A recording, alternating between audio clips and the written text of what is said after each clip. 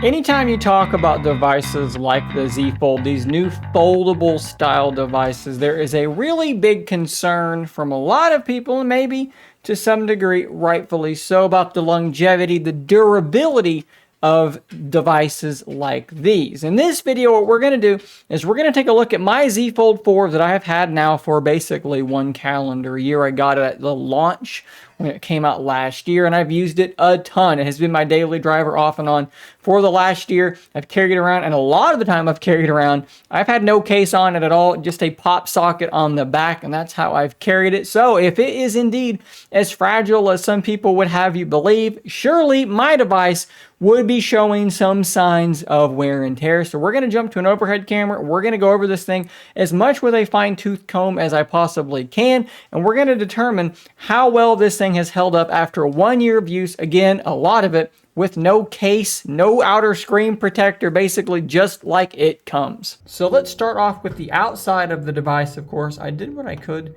to sort of clean it up as best I could. Of course, it's going to pick up fingerprints as soon as I touch the thing. If we look at this outer display, I'm going to look and see if I can see any obvious scratches, and I may need to wipe it down again. Again, no screen protector the entire time I've used it, and there's really nothing significant. There are some micro scratches right in that area, and I don't know if that's even going to be visible on the camera. You might be able to just barely see it. There are just a few micro scratches. There's a few more up there, and then maybe another one. Can you see that right up there? So there's a couple of little micro scratches that once the screen is on, you're not going to be able to see those at all. So the cover display, I would say, has held up pretty darn well. What about the rest of the device? Let's kind of just go around it. Up here on the top side, I think that we're looking pretty good. The material, the metal that's made of, does have, its fair share of little micro scratches as well, but nothing too crazy. On the side, let's make sure we're kind of getting rid of any fingerprints that are going to make it harder to see. Lots more little micro scratches, but again, nothing too serious. Down here on the bottom, though, I did drop this device, and it landed on a sidewalk. It was a very short fall, but it still did happen. You can see there that it did take a little bit of damage from that, but it has been nothing but cosmetic, no problems at all. And as for the hinge area, again, I don't see any real issues at all. I did find out, though, that on the Z Fold 5, rather than this being embossed, it's just going to be regular lettering. And apparently that's because they were concerned that this was going to be capturing dust and dirt and then actually bringing it into the hinge when the device is open. So that is an interesting change. No dents, nothing like that that's visible. There does appear to be some sort of a scratch right there, though. On the back side, nothing much to report. Everything is looking pretty good. There's definitely some dust, some grime around the camera, but that's kind of hard to avoid. I would say from the outside, we're in pretty darn good shape. So let's open the thing up, and really all we have left to do is look at this tablet display. Of course, this has the stock screen protector, and there are a ton of little micro scratches in here. Can you see those right there? A whole bunch of little micro scratches. And I would say that's the worst spot. I don't see anything worse than that.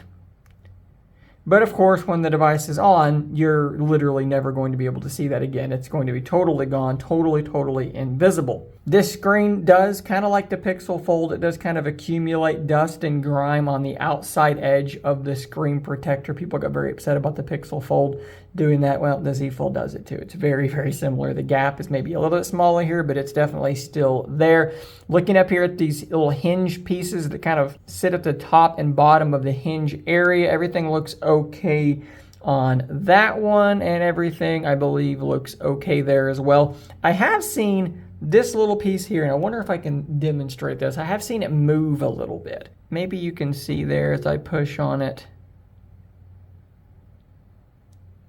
Maybe you can, maybe you can't, but it does kind of slide around a little bit sometimes, but it's never like come out or anything crazy like that. The little bumpers that are on both of these corners are still totally in place and doing their job just fine. The hinge still feels exactly the same as it did before. It's still able to open to any possible angle. I will also say that it does sort of often open not to a full 180 degrees when I first open it up. In particular, if it's been closed for a while and I just kind of do that, you'll see that it's not quite flat, but you can kind of give it a push and open it up the rest of the way, very similar to the Pixel Fold in that regard. Overall, though, I think that this thing has held up pretty darn well. I don't really have any complaints about it. Comparing this to a more standard smartphone, is there anything about this that, would scream to me, hey, this device is more fragile, there's a problem here?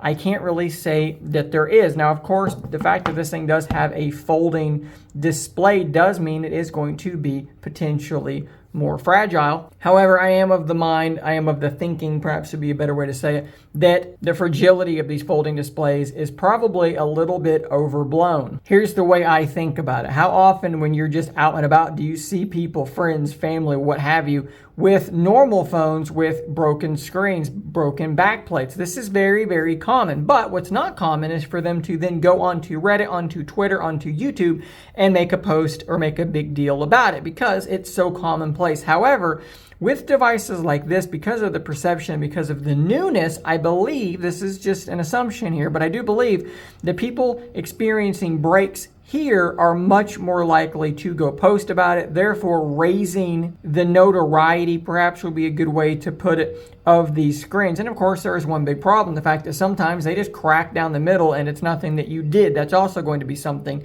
that, hey, I'm going to take some pictures and some videos, I'm going to post them online. And there's going to be this perception that factory defects, which are a thing in every device, probably a very small percentage, is suddenly now going to be seen as a very common thing, when I just don't think that is the case.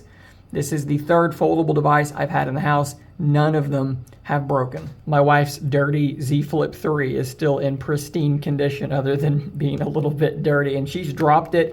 We had to replace this case because she dropped it so many times.